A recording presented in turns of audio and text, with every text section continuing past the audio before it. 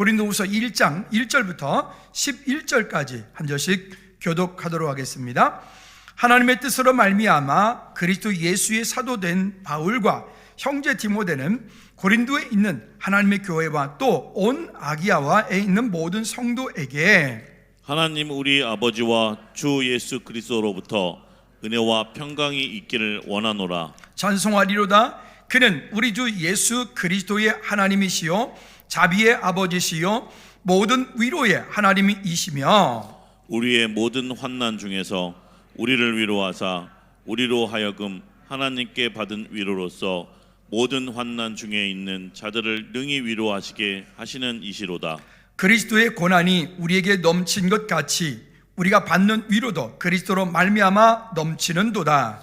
우리가 환난 당하는 것도 너희가 위로와 구원을 받게 하려는 것이요 우리가 위로를 받는 것도 너희가 위로를 받게 하려는 것이니 이 위로가 너희 속에 역사하여 우리가 받는 것 같은 고난을 너희도 견디게 하느니라. 너희를 위하여 우리의 소망이 견고함은 너희가 고난에 참여하는 자가 된 것 같이 위로에도 그러할 줄을 알미라. 형제들아 우리가 아시아에서 당한 환난을 너희가 모르기를 원하지 아니하노니 힘에 겹도록 심한 고난을 당하여 살 소망까지 끊어지고 우리는 우리 자신이 사형 선고를 받은 줄 알았으니 이는 우리로 자기를 의지하지 말고 오직 죽은 자를 다시 살리시는 하나님만 의지하게 하심이라. 그가 이같이 큰 사망에서 우리를 건지셨고 또 건지실 것이며 이후에도 건지시기를 그에게 바라노라. 함께요. 너희도 우리를 위하여 간구함으로 도우라. 이는 우리가 많은 사람의 기도로 얻은 은사로 말미암아 많은 사람이 우리를 위하여 감사하게 하려 함이라. 아멘. 기도하겠습니다. 하나님 아버지, 우리가 이 땅 사는 동안에 때때로 당하는 기쁜 일, 슬픈 일, 건강한 일, 건강하지 못한 일, 물질이 풍요할 때, 물질이 풍요하지 못할 때, 하나님이 모든 인생사에 일어나는 모든 일들을 통하여 하나님께 영광 돌리게 도와주시옵시고 주님을 향한 믿음의 고백으로 우리의 삶이 다시금 방향 맞춰지고 주님의 말씀이 내 삶의 결론 되어지는 은혜가 있게 하옵소서. 하나님 아버지, 우리가 다시 한번 믿음의 기본으로 돌아가 그 믿음의 기본이 내 삶을 견고하게 튼튼하게 만드는 주의 은혜로 우리가 믿음으로 설 수 있도록 은혜 베풀어 주시옵소서. 이 시간 주의 성령께서 우리 가운데 오셔서 말씀하여 주시길 원하옵고 예수 그리스도 이름으로 기도하옵나이다. 아멘. 아멘. 불을 한번 다 꺼볼까요? 의도적으로 그런 것은 아닌데 공사를 다 하고 나서 우리가 이렇게 십자가를 원래 합동 측에서는 앞에 강대상에다가 십자가를 크게 두드러지지 않게 합니다. 근데 이렇게 십자가를 그래도 우리가 어떤 형상을 가지고 또 우상이나 섬기는 것처럼 하지 않고 증표를 갖기 위해서 만들어 놓았습니다. 자, 지금 여러분 모든 불이 다 꺼졌는데 여러분들에게 무엇만 보이나요? 더 크게 안 보이나 보죠? 아직 십자가 안 보이는 분 계십니까? 일어나서 보십시오. 그러면 더 크게 무엇만 보입니까? 네, 다시 한번 불을 켜주십시오. 저희가 건축을 할 때 의도한 거는 아니었어요. 그래서 우리 교단 안에서 원래 이제 십자가를 교회 강대상에서 크게 두드러지게 하지 않아요. 그러나 이제 교회 갔을 때 성도들이 위로가 있고 기도하고 찬양을 할 때 그래도 그 십자가가 또 우리 삶 가운데 큰 방향, 이정표가 되기도 합니다. 그 십자가를 통해서 예수 그리스도께 나가기도 하고요. 요즘에 문득 새벽 예배 때 계속 기도하면서 어떤 마음이 들었냐면 그렇구나. 우리 삶 가운데 일어나는 모든 것들이 너무 화려하고 모든 것들이 다 갖춰져 있고 모든 것들이 풍성하면 예수 그리스도의 십자가가 안 보이는구나. 근데 모든 것들이 다 어두워지고 모든 것들이 보이지 않으면 그때서 주님이 보이고 주님의 십자가가 보이는구나. 그렇다고 해서 이렇게 있다고 해서 지금 십자가가 안 보이나요? 보입니다. 뭐로 보여요? 마치 내 몸에 상처가 났던 흔적처럼 보입니다. 이런 마음이 들더라고요. 여러분, 예수 그리스도의 그 십자가가 혹시 내 마음 가운데 흔적으로 남아 있나요? 아니면 예수 그리스도의 십자가가 내 삶 가운데 선명하게 지금도 나를 움직이는 방향이 되어지고 있나요? 오늘 우리 안에 우리가 이것을 의도한 것은 아닌데 문득 그런 마음들이 참 감사하구나.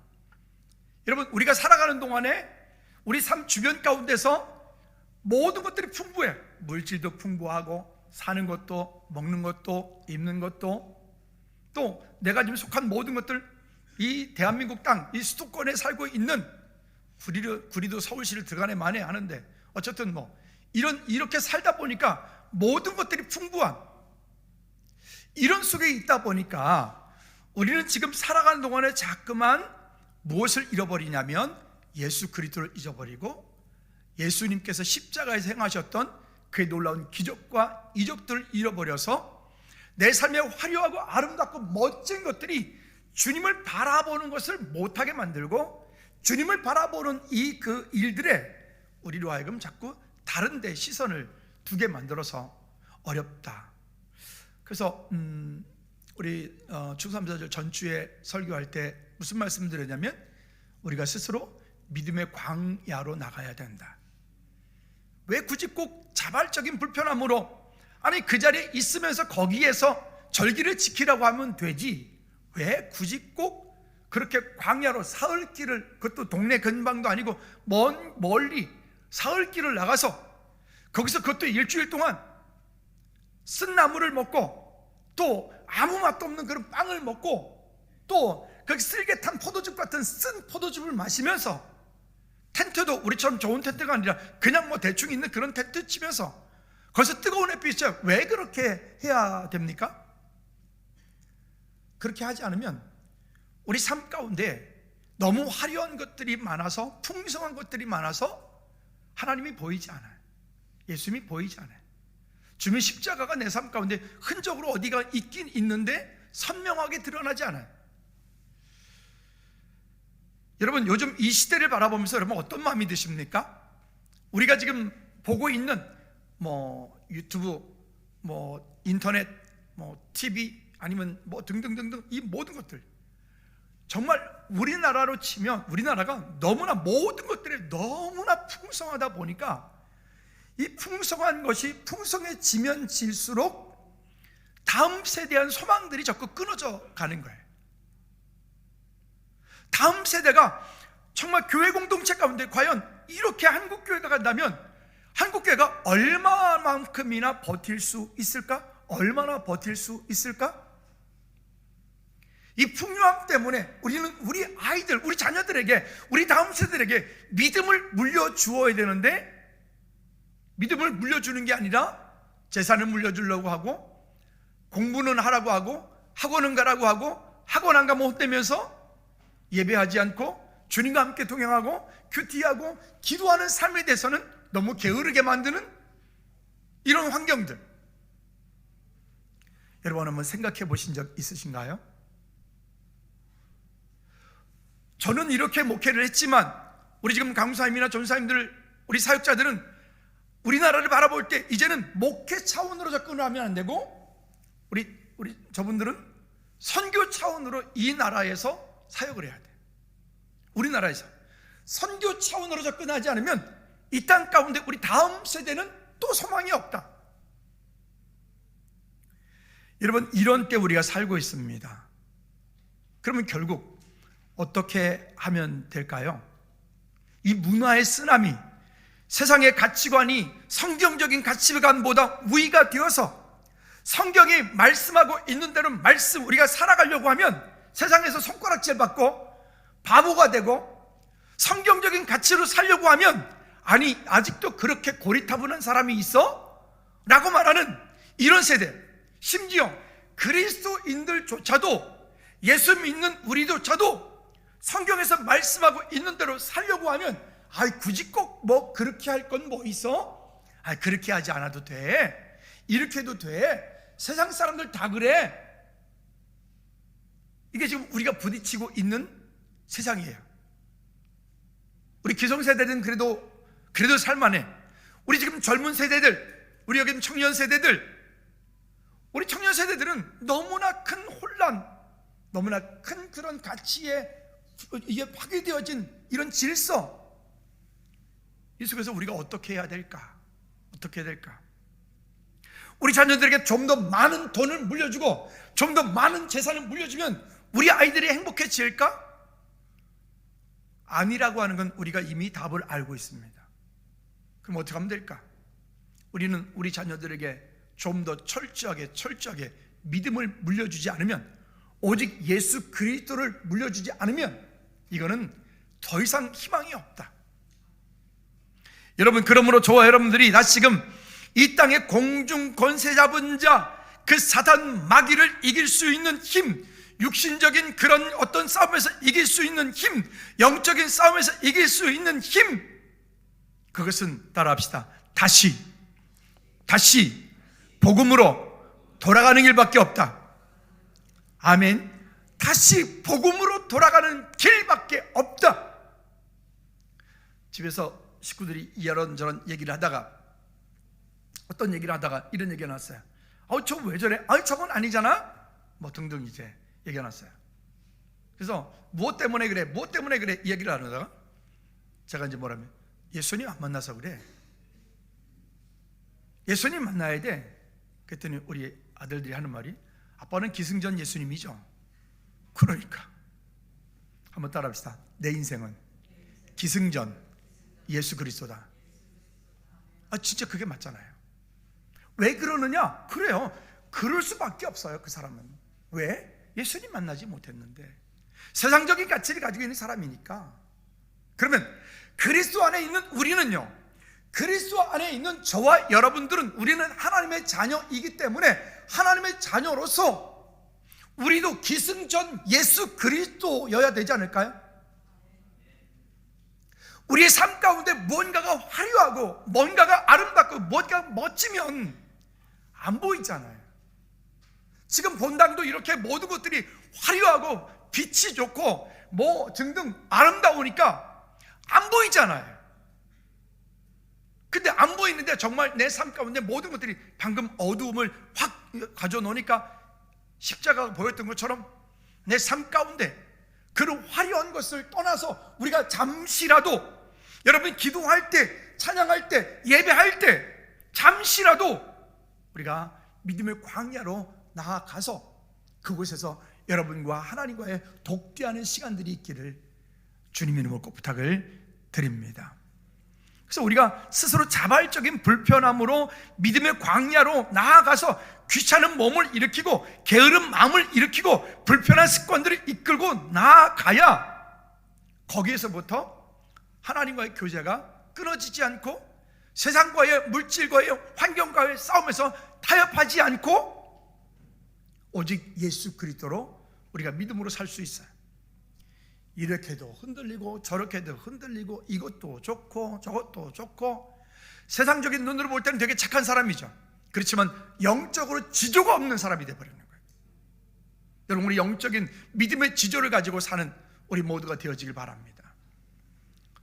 여러분, 우리 청년들도 그렇고 우리 어른들도 마찬가지고 세상 살면서 그 음주 문화, 맥주 한 잔, 여러분 그것이 술이 아니라고요? 아니라고 제가 말씀드렸잖아요. 그 맥주는 왜 마시는데요? 취하려고. 와인? 아니 그것 말고도 좋은 음료 많잖아요. 왜 굳이 꼭 그거여야 됩니까? 다림줄 우리가 들여놨었잖아요. 믿음의 다림줄. 그것뿐이겠습니까? 우리가 이 땅 사는 동안에 보이지 않게끔 그 가운데 타협하는 것들이 얼마나 많은지 제가 우리 사역자들과 얘기 나눌 때 그러거든요. 여러분들이 신부처럼 하지 말라. 여러분들이 어떤 일에 대해서 그것을 승인해 주지 말라. 제가 이렇게 말을 해요. 무슨 얘기냐면, 목사님 제가요 이번 주에 무슨 일이 있어서요 교회를 못 가겠는데요. 그러면 예 그러세요. 예 그렇게 하지 말라. 무슨 권한으로 우리가 그걸 허락해 줘? 무슨 권한으로? 제가 좀 바빠서요. 그러세요. 네 바쁘니까 할 수 없죠. 뭐 무슨 권한을 그렇게 해줘? 우리가 신부도 아니고. 아니요, 따라합시다. 믿음에 타협하지 마라. 아멘. 때때로 우리가 사역자들도요, 그런 것들이 우리로 하여금 우리를 타협하게 만들어요. 여러분, 우리가 스스로 믿음의 기준에 분명하게 세워서 다시 아드 폰테스, 믿음의 기본으로 돌아가고 믿음의 기본을 바르게 세워줄 수 있기를 꼭 부탁을 드립니다. 어느 날 보니까 저기 뒤에 제가 가만히 봤거든요. 치우다 제가 가만히 받았어요. 그땐 저 뒤에 성경책, 주일날 교회 올 때 개인 성경책 가져오라고 제가 그렇게 말씀드리고, 성경책에다 노트하고 성경책에다 메모하고 성경책에다 기도 제목 적고, 그래서 그 성경책이 여러분들의 정말로 그 손때 묻은 그런 말씀이 되기를 꼭 부탁을 드렸잖아요. 근데 어느 날 보니까 성경책이 밑에서 스물 하나씩 올라와, 한 권 또 올라와, 또 좀 이따 한 권 올라와. 오늘 아침에 제가 봤거든요. 오늘 아침에 보니까 성경책이 14권이 나와 있더라고요. 다 집어넣어놨는데, 오늘 예배 끝나고 바로 다시, 아니에요, 오늘까지 그냥 두십시오. 2부 예배 때 설교해야 되니까 다시 놔두십시오. 주일 오후에 다시 성경책 없어질 겁니다. 왜요? 우리가 그래요. 우리 안에 가지고 있는 그 죄의 모습이라고 하는 것들이, 우리 안에 가지고 있는 그 죄의 습성이라고 하는 것들이 우리를 가만히 내버려두면 하나님의 은혜 가운데 자꾸 가게 되어 있는 게 아니라, 우리가 믿음으로 강권하고 내 몸을 쳐서 복종시키고 내 삶의 거룩한 습관이 영성이 되게 만들지 않으면, 우리를 가만히 내버려두면 죄로 끌려가도록 되어 있어요. 우리의 모습이 그렇다고요. 여러분, 여기에서 여러분 자유할 수 있는 분 여기 계십니까? 저는 그래도 안 그렇습니다라고 그렇게 계십니까? 그렇지 않다니까요. 제가 목사인데 그래도, 아니 제가 지난번에 말씀드렸잖아요. 시골에 여행을 갔어요. 가는데 보니까 눈을 딱 떴는데 일어나서 기도해야지. 그래 눈을 딱 떴는데 오메 7시 반이요. 이 바보가 말이죠. 평생을 새벽 예배를 했는데도. 그게 우리 모습이에요. 그게 우리 모습이라고요. 여러분 스스로 자만하지 마십시오. 나는 이 정도면 난 신앙생활 잘하는 거야 라고 착각하지 마십시오. 신앙생활에 잘하는 건 없어요. 저는 요즘에 뭘 느끼냐면, 목회를 22년 했어요. 근데 하면 할수록 어려워요. 설교를요 22년, 아니 그 이전까지 전서 때부터 하면 벌써 한 35년 했어요. 근데 설교도 하면 할수록 더 어려워요. 그러니까 더 긴장하고, 그러니까 더 말씀 속으로 들어갈 수밖에 없는 게 요즘 제 마음이더라고요. 가을이라 그런가? 여러분, 우리 마음을 날마다 겸손케 하여 하나님의 은혜 가운데, 내 마음 가운데 예수 그리스도가 흔적으로 남아있는 게 아니라 내 마음 가운데 예수 그리스도가 날마다 선명하게 방향이 되어지는 저와 여러분들 되어지기를 주님의 꼭 부탁을 드립니다. 우린 고린도후서 수서 이제 이 서론적인 얘기니까요. 앞쪽에서 전서에서 여러 가지 이야기들을, 믿음의 기본에 대한 얘기들을 우리가 함께 나누었습니다. 여기 고린도후서의 이야기도 같이 연결되어서 이 이야기가 진행되어 갑니다.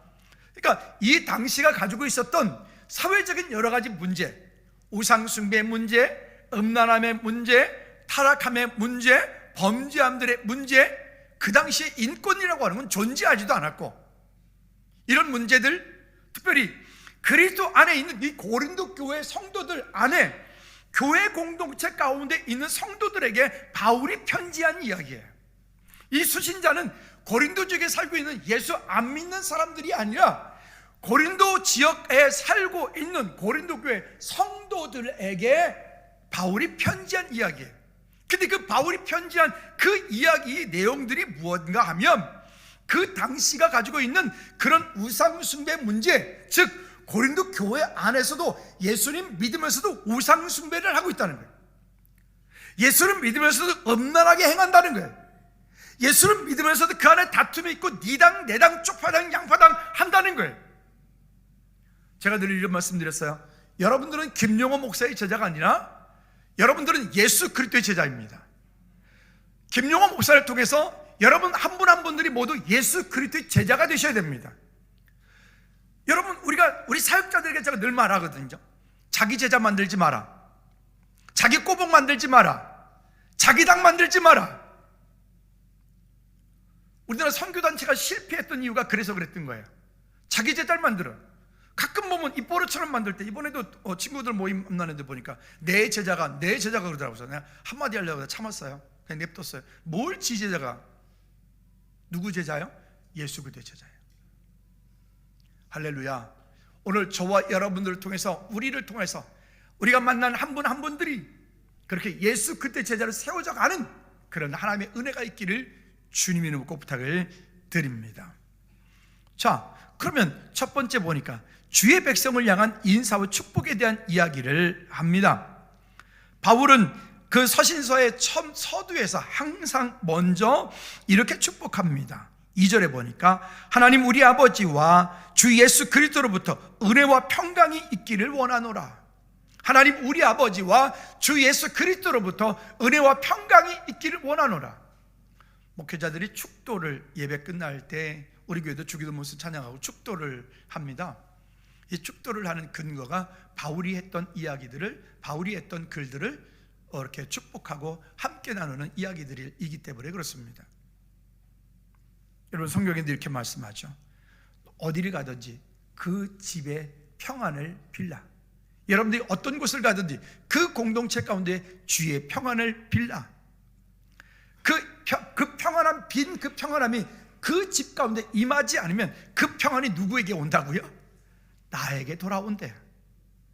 여러분, 그러니 여러분들이 만난 모든 이들에게, 여러분들이 가는 모든 장소에 그 가운데 그냥 평안하십시오라고 가는 게 아니라, 그게 아니라 어떤 평안이요? 여기 2절 말씀에서 구체적인 얘기를 합니다. 하나님 우리 아버지와 주 예수 그리스도로부터, 즉 따라합시다. 주의 평안이, 주님의 평안이 집사님에게, 이 가정에게 있기를 원합니다. 옆 사람한테 인사할까요? 주님의 평안이 집사님에게, 권사님에게 있기를 원합니다. 시작. 주님의 평안이 여러분 모두에게 있기를 축복합니다. 아멘. 우리가 어디 가든 주님의 평안을 구하라. 왜? 내가 그냥 주는, 그냥 축복합니다, 이런 거 말고요. 이런 거 말고요. 누구로부터 온 평안? 주님께로부터 온 평안. 하나님께서 우리 각 사람 가운데 주신 은혜를 통한 예수 그리스도 통해 이루신 그 평안, 그 평안이어야 돼. 그 평안이어야 돼. 찬양 인도하는 우리 사역자들에게 늘 이런 말씀합니다. 찬양이 찬양을 인도하게 해라. 싱어롱하지 마라. 레크레이션 하지 마라. 금요 찬양이면 특히나 더. 우리 최근에 금요 찬양 예배가 정말 너무너무 감사해요. 시간이 갈수록 뜨거워지고, 사실 지금 우리 강사님이 감기가 걸려가지고 감기 몸살이 걸려서 골골했는데, 저 등치가 골골한다니까 안 어울리긴 해요. 그런데 둘이, 저 강사님하고 우리 집 작은 애하고 뭐가 통하는지 한쪽이 찌면 한쪽이 빠지고, 한쪽이 빠지면 한쪽이 찌고 뭐 이러는데, 하나 걸렸다고 우리 집에도 지금 골골하고 있어요. 이렇게. 근데 지난주 금요 찬양 예배 시간에 힘들었을 거예요. 찬양인도 하는데도. 근데 힘들었는데도 그 시간 동안 하나님께서 또 주신 은혜들이 더 크기 때문에, 여러분, 우리는 주님을 구하십시오. 아멘. 정말 철저하게 예수 그리스도를 구하고 하나님의 은혜를 구하면, 우리가 구하지 않아도 그 나머지 것들은 하나님께서 그 가운데 이미 세우시고 역사심이 있기 때문에 주의 도우심이 있기를 꼭 주님 이름으로 부탁을 드립니다. 다시 말씀드립니다. 우리가 어디 가든 어떤 자리 가든 은혜를 구할 때 하나님의 축복이 이 가정 가운데 있기를 원합니다. 주님의 은혜가 이 가정 가운데 있기를 원합니다. 하나님의 평강이 이 가정 가운데 있기를 원합니다. 주님의 사랑이 당신에게 임하기를 원합니다. 반드시 그 앞에는 조건이, 따라합시다. 주님 안에, 예수 그리스도 안에. 아멘. 그래서 주 안에.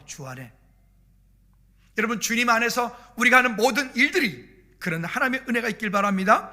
자, 그리고 그 주님께로부터 온 두 가지의 축복이 있는데, 그것이 성경은 오늘 본문에서는 뭐라고 말씀하냐면, 한번 따라합시다. 은혜와 평강.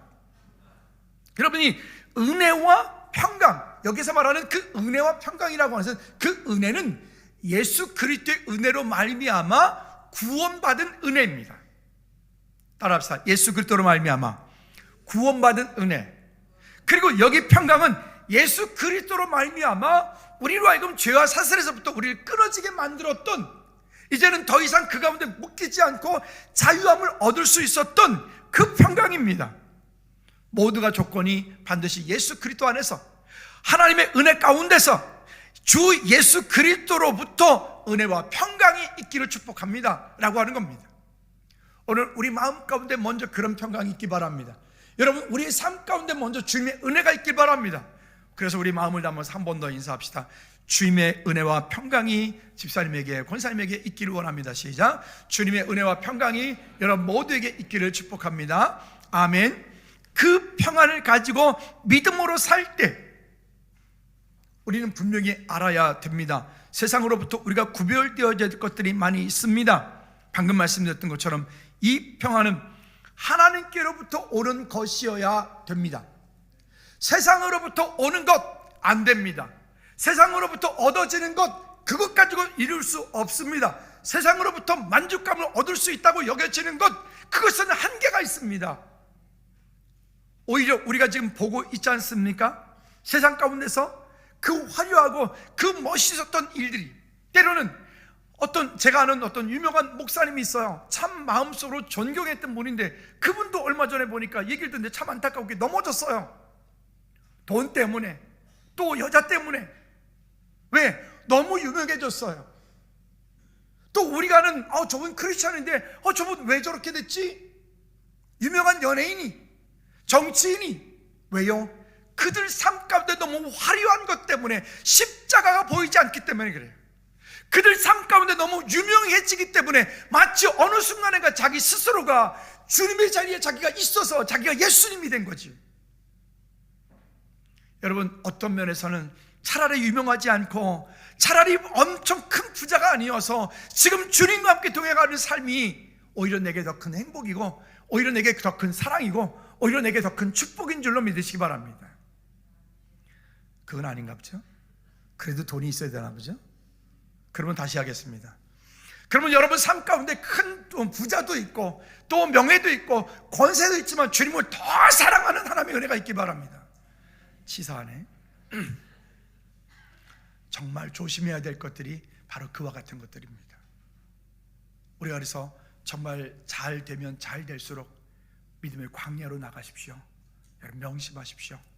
여러분 삶 가운데 힘들고 어려운 일들만 바라보지 말고 그 일들을 통해서 하나님 우리에게 무엇을 말씀하려 하는지 볼 수 있는 은혜가 있기를 꼭 부탁을 드립니다. 세상 살면서 진짜 축복이 있고 가짜, 위장된 축복이 있어요.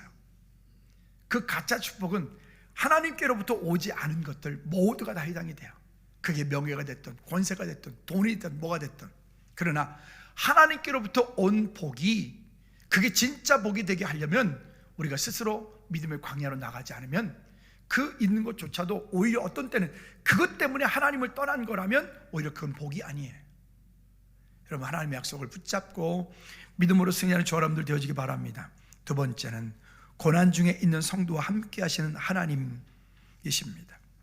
고린도 성도들이 당하고 있는 어려움들이 있습니다. 아까 서두에 말씀드렸던 것처럼 당시에 거짓 교사들, 이단들, 바울에 대한 음해, 그렇다더라 저렇다더라, 지역적으로 도적과 타락의 음란의 우상숭배 문제들, 이런 문제들, 이와 같은 것들이 고린도 교회 성도들을 여전히 무너뜨리려고 하고 여전히 사단은 그 가운데서 자기가 원하는 대로 이끌고 가려고 그래요. 여러분 하나님의 은혜 가운데 우리가 있지만, 하나님의 약속이 우리 가운데 있어 그 약속을 붙잡고 가지만 사탄이가 그 약속대로 우리를 그냥 은혜 받도록 그냥 내버려 두겠어요? 어떻게 하든 우리로 하여금 그 약속을 이루지 못하도록, 그 약속 가운데 서지 못하도록, 어떻게든 우리로 하여금 하나님 떠나게 만들어 하나님과 함께 동행하는 삶을 살지 못하도록 우리를 넘어뜨린다고요. 여러분 우리를 넘어뜨리려고 하는 그 사단의 통로에, 거기에서 우리가 자유할 수 있고 넘어지지 않기를 주님으로 축복합니다. 그래서 우리가 해야 될 일, 자 3절 말씀에 보면 찬송하리로다 그는 우리 주 예수 그리스도의 하나님이시여. 그래서 우리가 찬송할 일은 오직 한 분이셔야 돼요. 아멘. 우리가 찬송할 것은 자식도 아니고, 우리가 찬송할 것은 물질도 아니고, 우리가 찬송할 것은 명예도 아니고, 우리가 찬송할 것은 외모 지상주의도 아니에요. 아무리 운동을 하고, 아무리 잘 가꾸고, 아무리 비싼 것을 몸 얼굴에 해도 다 때가 되면 저처럼 이렇게 찌글찌글하게 돼 있어요. 이게 여러분, 그것이 만능이 될 수 없다는 거, 지금 내가 붙잡고 있는 그 일이 만능이 될 수 없다는 거. 아침에도 권사님 보자마자, 우리가 권사님 청년 때 우리가 만났으니까, 그때가 20대 25살, 그때 26살 제 나이, 그때 권사님 만났어요. 우리 부서의 교사였어요. 선생님이셨어요. 그때 우린 다 팔팔했는데, 그렇죠? 그때 우리도 다 여기 지금 청춘들처럼 우리도 그때가 있었다. 나도 그런 때가 있었다고. 근데 지금 이렇게 됐다고. 여러분, 시간을 누구도 말릴 수 없어요. 다만 시간이 가면 갈수록 인생의 연륜에서부터 묻어나는 그 아름다운 예수 그리스도의 형상을 닮은 그 얼굴 안 넘어가잖아요. 그 얼굴, 예수 그리스도의 성품을 닮은 성품, 예수 그리스도의 마음을 닮은 그 마음, 예수 그리스도 닮은 그 행함, 성함, 섬김, 이와 같은 것들이 우리 안의 모습들이 되어야 돼요. 당신의 그 섬김이 천국에서 해같이 빛나리. 여러분들의 섬기는 그 일들이 그런 하나님의 은혜가 있을 줄로 믿습니다. 우리 김석균 선생님이 찬양 하나님만 나면 끝난 것이다 11월 한 달 내내 계속 부를 텐데, 금요 찬양 예배 시간에 부르고 주일날 부르고 또 부르고 계속 부를 거예요. 찬양의 가사가 처음에는 무슨 자꾸 책망하는 것 같아. 이렇게 시작이 돼요. 모든 것이 끝났다고 말한 사람들을 그 말을 듣지 말아라. 하나님은 아직도 너에게 시선을 떼지 않았다. 세상의 답을 찾지 말아라. 사람들을 의지하지 말아라. 너의 모든 것 하나님 만난 것이 해결할 수 있다. 기도를 멈추지 마라. 하나님 너를 주목하고 있다. 가는 길을 멈추지 마라. 뒤돌아보지 말아라. 하나님 너를 주목하고 있다. 예배에 집중해라. 말씀 붙잡으라. 하나님 만난 것이 끝난 것이다. 믿으시나요? 계속 부를 거야. 이제 한 달 내내 부를 거야. 아주 질리도록 부를 거야. 아주. 왜 그럴까요? 그게 안 되면 우리 안에 체질이, 습관이 안 되면 안 돼요. 여러분, 하나님의 약속을 붙잡고 믿음으로 승리하는 저와 여러분들 되어지기를 꼭 부탁을 드립니다. 자, 그리고 4절 5절에서도 쭉 얘기를 해요. 자비와 위로의 하나님. 이 오늘 고린도 후서 1장 이 전체 보면 그런 하나님의 속성에 대한 얘기를 쭉 하고 있거든요. 하나님이 이런 분이시다. 자비 하나님이시다. 위로의 하나님이시다.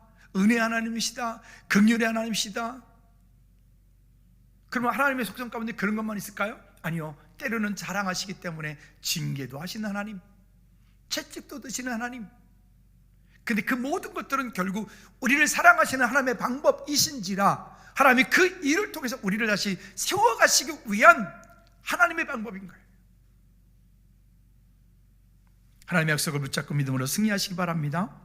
자, 그러면 6절과 7절 말씀에서 보면 성도가 환난을 당할 때 그 당하는 것에는 이유가 있다.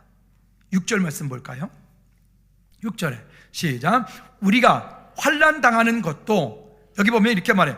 우리가 환난 당하는 것도 바울을 얘기하는 것이지만, 그러나 지금 우리도 마찬가지, 하나님의 자녀인 저와 여러분들이 이 땅 가운데서 복음을 위하여, 예수 그리스도를 증거하는 일을 위하여 어떤 당하는 일, 핍박, 12월 24일 날 그냥 우리끼리만 모여서 찬양하자, 우리끼리만 모여 이렇게 뭘 하자, 이게 아니라 우리 마음 가운데 우리 가족들을 품고 우리 이웃들을 품고 함께 믿음으로 섬겨 믿음의 뿌리를 내려 세워가는 시간 되어질 수 있도록.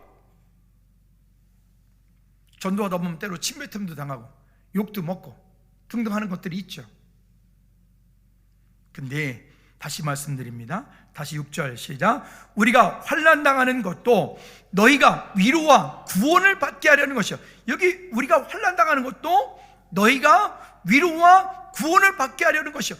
바울이 당한 환난, 바울과 전도팀이 당하는 그 환난들은 결국 그 성도들을 위로하고 또 구원을 받게 하려는 것이라. 우리가 이 땅 사는 동안에 마찬가지예요. 저와 여러분들이 사는 동안에 문제가 없기를 바라지만 그 문제 가운데서 일하시는 하나님의 더 큰 계획을 알고 믿음으로 구하고 주님께 방향 맞춰 갈 때 오히려 그 일들은 우리에게 더 큰 위로가 되고 그 일들은 우리의 구원받은 그 일로 인하여 우리를 통해 하나님의 나라가 확장되어 가게 만듭니다. 계속 이어서 우리가 위로를 받는 것도 너희가 위로를 받게 하려는 것이니, 전도를 하다 보면 그런 핍박만 있는 게 아니라 전도를 하다 보면 거기에 하나님의 위로도 있고요, 하나님의 도우심도 있어요. 또 이 위로가 너희 속에 역사하여 우리가 받는 것 같이, 계속 이어서 함께 시작. 고난을 너희도 견디게 하느니라. 너희를 위한 우리의 소망이 견고함은 너희가 고난에 참여하는 자가 된 것 같이 위로에도 그러할 줄을 알미니라. 그래서 여러분, 고린도후서 4장 17절 말씀에 보면, 제가 읽어드릴게요. 우리의 잠시 받은 환난은 경한 것이요, 그 이후에는 무엇이 있어요? 영원하고 아름다운 중한 것들이 있어요. 그 일에 우리가 믿음으로 함께 참여하는 것입니다. 그 약속을 붙잡고 가는 것이죠. 하나님을 경험하는 삶에서 하나님께서 우리 삶 가운데, 우리가 기도하고 간구했는데 내 삶 가운데 고난이 있는데, 고통이 있는데 침묵하시는 경우 네 가지를 얘기하고 있어요. 그 하나님 침묵하시는 경우 네 가지. 첫 번째가 죄라고 하는 거예요. 죄. 그 다음에 두 번째가 때. 누구의 때요? 나의 때가 아니라, 나의 때가 아니라 누구의 때? 하나님의 때. 하나님의 때. 세 번째가 뭐라고요? 방향이에요. 내가 원하는 방향이 아니라 하나님이 원하시는 방향. 우리가 참 조심해야 되거든요. 내가 원하는 방향대로 우리가 막 하면서 하나님 왜 이렇게 안 하세요? 빨리 좀 해주세요. 이렇게 한다고요? 근데 우리는 내가 원하는 방향이 아니라 하나님이 원하시는 방향. 네 번째는요, 하나님 찾으심이에요. 어떠한 일에, 어떠한 부르심에 하나님께서 나를 이 일에 부르시는구나. 무엇 때문에가 아니라 이 일을 위하여 나를 부르시는구나. 내년도의 표이기도 해요. 그 다음에 두 번째는, 그러면 응답받은 줄로 알고 순종을 했는데 응답이 안 되는 경우도 있어요. 분명히 응답받은 줄로 알고 순종했거든요. 근데 응답이 안 되는 경우도 있어요. 어떤 것이 있냐? 첫 번째는 하나님의 음성을 잘못 들었을 때. 우리 이런 경우가 정말 허다하게 많죠. 두 번째는 하나님의 길을 따르지 않을 때, 하나님이 말씀하시고 이끄심이 있는데 그 하나님이 원하시는 말씀하신 걸 따르지 않아. 자기 고집이 너무 세. 따라합시다. 하나님의 말씀이 내 삶의 결론이 되게 하라. 내가 그러한 생각을 가지고 있고 내 경험이 그러하다 할지라도 그 말씀이 내게 이렇게 말씀하시면 그걸 내려놓고 예 주님이라고. 할렐루야. 그 다음에 세 번째는 하나님의 뜻보다 앞선 경우. 우리가 이 참 성질 급한 사람, 저 같은 사람, 하나님이 이미 일하고 계심에도 불구하고 하나님이 일하신 것이 너무 더디 일한다고 여겨지기 때문에 너무 급하게 앞서가지고 뭔가를 하려고 한다고요. 하나님의 뜻보다 앞선 경우. 그 다음에 네 번째는요, 이건 영적 싸움이에요. 여러분, 우리를 통해서 하나님 나라 확장되어가는 일, 우리를 통해서 하나님 나라와 이 땅 가운데 이루어지는 일들을 사탄이가 그냥 내버려 두겠습니까? 어떻게 하든 사탄은 그 일을 방해할 것입니다. 어떻게 하든 우리로 하여금 하나님의 은혜 가운데 있지 못하게 갈 것입니다. 그래서 사탄이 방해합니다. 사탄이 방해하는 것은 어떻게 해줘요? 따라합시다. 예수 그리스도 이름으로 대적하고 끊어서 싸워라. 할렐루야. 무언가 여러분들이 일을 시작을 했다면 그 일이 시작되어진 일의 열매 몇 개까지는 수없이 많은 과정들이 필요해요. 근데 그 수없이 많은 과정 가운데 조금 하다가 어려우면 그만두고, 조금 하다 어려우면 그만두고, 조금 하다 어려우면 그만두고, 이러면은 아무것도 열매 맺을 수 없어요. 어떤 일을 하기 전에 분명히 기도하고 간구하여 하나님께로부터 응답받으셔야 돼요. 그리고 응답받은 일을 통해서, 말씀을 통해서, 기도 가운데, 환경 가운데서 이 일이 하나님께서 내게 말씀하신 약속이 분명히 맞다면 이제는 거기에 열매 몇 개까지 우리는 끝까지 붙잡고 넘어져서 그 일을 성취하고 이루셔야 돼요. 한번 따라합시다. 믿음의 고비가 올 때마다 시험 들지 말고 넘으라. 아멘. 삶에서도 마찬가지예요. 우리가 어떤 사업을 하고 어떤 일을 할 때도 고비가 올 때마다 그 고비가 왔으니까 그래 끝내지 뭐, 이게 아니라 그 고비가 왔을 그때 그것을 넘으면 거기에 놀라운 그런 은혜들이 있다고요. 저희 토평동에 제가 좋아하는 식당이 있는데 문을 닫았어요. 그 집 맛있는데 냉면 먹으러 어디 가지 이제? 뭐 이런 참 맛있거든요. 그 집 참 맛있는 집인데 왜 닫았을까? 이제 얘기를 이렇게 쭉 나누다가 저 집은 뭘 못했다. 그렇죠. 그 음식은 맛있는데 그분은 거기에만 그냥 있었던 거예요. 계속 거기서 좀 업그레이드하고 또 외모도 좀 밖에도 좀 가꾸고. 지난 월요일날 우리 교회에서 시찰 모임을 했어요. 목사님들이 와서 이 모습을 보고는 다들 놀라고 너무 좋아하고, 차를 마시면서 사모님들이 그런 거야. 어머, 즐거운 교회를 그대로 갖다 자기네 교회에다 딱 옮겨놨으면 좋겠다고 그러시는 거예요. 근데 그게 뭐 쉽나? 그잖아요. 그러니까 또 그 사모님 한 분 있다. 아니 당신도 시골 출신인데 저렇게 좀 나무도 좀 갖다 놓고 이렇게 좀 하지, 우리는 왜 이렇게 휑하게 그러냐고. 그러니까 그 목사님 있다. 난 그런 거 못해. 뭐 못하는 게 뭐 있냐고. 좀 너무 나무가 있으니까 너무 좋다고. 우리도 당장 가서 화분부터 한 10개 사다 놔야 되겠다고 그러더라고요. 그래서 목사님 10개 가꾸려면 아무것도 못 하실 텐데요. 우리는 이미 정착이 돼가지고 얘네들 별로 손이 안 가요. 거의 손이 안 가기 때문에 이렇게 하는 거지. 뒤에 저기 되게 예쁘잖아요. 들어오자마자 한 분이 그러는, 어머 여기는 정원 카페네요. 그래서 내가 날이 추워서 애들이 지금 안으로 다 들어온 겁니다 그랬더니, 가꾸어져야 되잖아요. 뭐든지 믿음도 가꾸어져야 되잖아요. 여러분들의 믿음은 지금 가꾸어지고 있나요? 여러분 믿음은 지금 자라고 있나요? 그냥 두지 마시기 바랍니다. 그러면 결론입니다. 세 번째서는 그래서 이렇게 말씀을 합니다. 자기를 의지하지 말고 오직 하나님만 의지하라. 아멘. 한번 따라합시다. 자기를 의지하지 말고 오직 하나님만 의지하라. 9절 말씀에서 그래서 이렇게 말하는 거예요. 9절 말씀에 우리는 자기 자신이 사형 선고를 받은 줄 알았으니 이는 우리로 자기를 의지하지 말고, 자기 자신을 의지하지 말고 오직 죽은 자를 다시 살리시는 하나님만 의지하며 살아라. 하나님을 의지하며 살아라. 할렐루야. 바울이 왜 이런 고백을 할까요? 본인이 정말 전도하다가 죽은 줄 알고 상 내 밖에다 던져뒀어요. 난 나 같으면 지금 와서 거기 안 들어가겠네. 근데 바울은 다시 또 일어나서 추수해서 그 성으로 다시 들어가서 또 복음을 전해요. 이미 죽은 줄로 알고 버렸다고요. 그뿐이겠습니까? 바울이 행했던, 움직였던 그 모든 여정 가운데는 그런저런 일들이 수없이 많이 있었음에도 불구하고 그 일들에 물러서지 않아요. 여러분, 음악의 아버지라고 부르는 사람이 누구죠? 핸델, 바 어머니 핸델이죠. 그 음악사의 이야기를 한동안 제가 재밌어서 많이 본 적이 있습니다. 그 핸델이라고 하는 분은 원래 독일 출생이지만 그분은 영국으로 귀화를 해서 영국인으로 평생을 살다가 이렇게 하나님 나라 간 그리스도인입니다.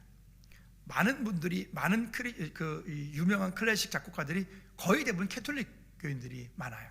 근데 이제 핸델은 그래도 크리스찬이었던 분입니다.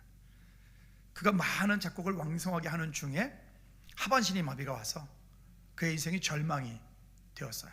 그는 평생 결혼하지 않고 살다가 하나님과 함께 동행했던 일도 있고, 물론 그의 과오도 있어요. 있지만 어떻든 그런 과오들이 또 그런 어떤 여러 가지 일들을 함께 또 세워가는 방법이기도 합니다. 근데 한 번은 절망하고 있어서 아무것도 못하고 낙담하고 모든 것들을 포기하려고 할 때, 그가 하나님께 믿음으로 간구하며 나갈 때 하나님께서 그에게 이런 마음을 주십니다. 따라해 볼까요? 하나님을 의지하라. 더 크게, 하나님을 의지하라. 하나님은 너로 하여금 실족지 않게 하시고 그에게 가야만 참 쉼을 얻느니라. 하나님을 의지하라. 하나님을 의지하라. 하나님을 너로 하여금 실족지 않게 하시고 그에게 가야만 참 쉼을 얻느니라. 오늘 고린도후서 1장 9절 말씀이 그 핸델의 마음 가운데 깊이 들어와서 그때부터 핸들이 너무너무 뜨거워. 하나님과의 정말 그 막 왜 있죠? 너무너무 뜨겁고 감격스러우면 잠도 안 오고 그러는 거 있잖아요. 그 40일 넘게 눈물 콧물 쏟으면서 그때 곡을 썼던 것이 할렐루야, 할렐루야, 할렐루야 하잖아요. 할렐루야. 얼마나 눈물을 흘리면서 그 곡을 만들었는지. 그때는 다 잉크를 가지고 이렇게 펜으로 만들었잖아요. 눈물이 뚝뚝뚝 흘러내려가지고 그 오선지가 다 젖어가지고 다시 쓰고 40일을 넘게 할렐루야 곡을. 핸델은 원래 곡을 되게 빨리 작곡하는 사람으로 유명했어요. 핸델이 뭔가 곡이 악상이 떠오르면 그 자리에서 후다닥 해가지고 한 곡이 만들어지는 그 정도로. 근데 이 할렐루야는 40일이 넘는 시간 동안에 그에게 주었던 말씀이 오늘 9절 말씀입니다. 오직 하나님만 의지해라. 그리고 그것을 초연을 합니다. 처음 이제 준비를 해서 연주를 하는 거예요. 모든 합창단과 오케스트라 단원들이 다 모여서 청중을 앞에 연주를 하고 있는데, 연주대회 칠 때 갑작스레 왕이 그 자리에서 벌떡 일어나는 거예요. 왕이 일어나니까 다른 모든 사람이 어떻게 하겠어요? 모두 다 일어나죠. 그 왕이 너무너무 감격스럽고, 이 자리 이거 도저히 앉아서 이 찬양을 들을 수가 없다. 그래서 모두 일어나가지고, 혹시 여러분 어디 가서 어디 곳에서 할렐루야 연주하거든 가만히 앉아있으면 그건 예의 없는 사람이에요. 멀쌍식한 사람이에요. 그만큼 여러분, 그게 어디서부터 왔다고요? 그 핸델의 고난으로부터 온 아름다운 믿음의 열매입니다. 여러분, 고난이 있나요? 어려움들이 있나요? 여러분, 그 가운데서 지금 그 시간은요, 하나님을 의지하라라고 하는 하나님의 사인입니다. 그거는 지금 하나님께 나오라, 결단하라, 하나님만 붙잡으라, 하나님께로부터 지혜를 얻으라, 하나님의 약속을 붙잡으라 라고 하는 하나님의 사인이라고요. 왜? 그 일들은 우리를 실패하시기 원하시는 하나님의 방법이 아니에요. 볼까요? 10절부터 11절 결론입니다. 이같이 큰 사망에서 우리를 건지셨고, 이같이 우리를 큰 사망에서 우리를 건지셨고, 그 다음에 또 그 다음에 같이 시작. 또 건지실 것이며, 이후에도 건지시기를 그에게 바라노라. 아니, 건지셨고 건지실 것이며 건지시길 바라노라. 누가? 하나님께서 그 한델로 하여금 할렐루야를 곡을 작곡하게 만들 때 그 감격과 감동이 오늘 이 시대를 사는 저와 여러분들에게도 동일한 은혜로 있게 될 줄로 믿습니다. 이어서 이렇게 말합니다. 11절에 시작. 너희도 우리를 위하여 간구함으로 도우라. 이는 우리가 많은 사람의 기도로 얻은 은사로 말미암아 많은 사람이 우리에게 위하여 감사하게 하려 함이라. 아멘. 여러분, 이 말씀을 조금 더 쉽게 말하면 이렇게 말할 수 있어요. 한번 따라합시다. 우리는 주님의 기쁨입니다. 우리는 주님의 즐거움입니다. 우리는 주님의 축복의 통로입니다. 믿으십니까? 우리 다시 한번 좌우에 번데 인사합니다. 아까 우리가 서두에 우리가 인사 나눴던 거 있죠? 바울이 축복하고 인사했던 거 있었죠? 어떻게 해요?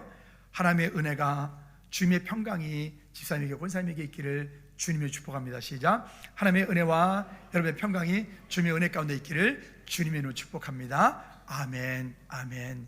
이 시간 우리 한번 기도할까요? 다 같이 기도할 때, 하나님, 우리가 땅 사는 동안에 경험하는 많은 일들이 있을 것입니다. 그런데 그 많은 아무리 큰 일이 있어도요, 하나님 만난 우리에게는 이미 끝난 문제예요. 끝난 문제. 속지 마십시다. 할렐루야. 시간 다 같이 한번 기도할 때, 하나님, 내가 속지 않고 정말 내 삶 가운데 일어나고 있는 그 일들을 통하여 새 힘을 얻고 하나님을 향한 믿음의 고백으로 결단하게 도와주십시오라고, 주님에게 무엇을 말씀하시는지를 알게 도와주십시오라고 우리 한번 기도하겠습니다. 하나님 아버지, 오늘 우리 삶 가운데 일하시고 말씀하시는 주의 음성을 듣게 도와주시옵소서. 주님, 내 삶 가운데 결단을 요구하실 때, 하나님 순종을 요구하실 때, 하나님을 향한 믿음의 고백으로 더욱 서기 원하실 때, 주님, 내 경험과 상황과 환경과 지식 상관없이 주님을 향한 믿음의 고백으로 아름답게 결단하여 승리할 수 있도록 주님 은혜 베풀어 주시옵소서. 우리를 주님의 기쁨이라고, 우리를 주님의 즐거움이라고, 우리를 주님의 축복의 통로라고 부르신 주님의 그 사랑 가운데 서게 하여 주시옵소서. 은혜 베풀어 주시옵소서. 하나님 아버지 감사드립니다. 우리가 이 땅 사는 동안에 수없이 많은 일들이 있지만 우리가 어디 가든 무엇하든 정말 하나님께로부터 오는, 주님께로부터 온 그 평안과 그 약속을 우리가 가는 그곳에 주님의 은혜와 평강이 있기를 항상 믿음으로 구하며 그 약속을 붙잡고 승리하는 우리 모든 죄를 되게 도와 주시옵소서. 우리가 주님의 기쁨이고 우리가 주님의 자랑이며 우리가 주님의 은혜이며 하나님 고백할 수 있도록 은혜 베풀어 주시옵소서. 예수 그리스도 이름으로 기도하옵나이다. 아멘. 아멘. 우리 모두 일어나셔서 주기도문 참 마칩니다.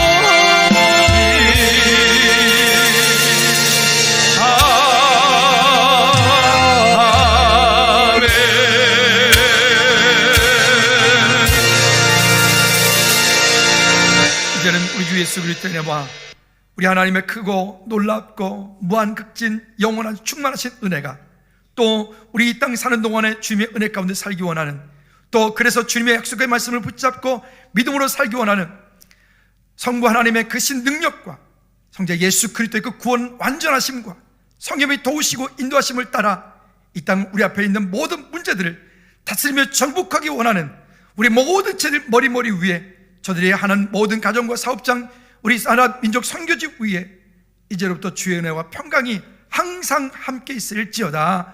아멘.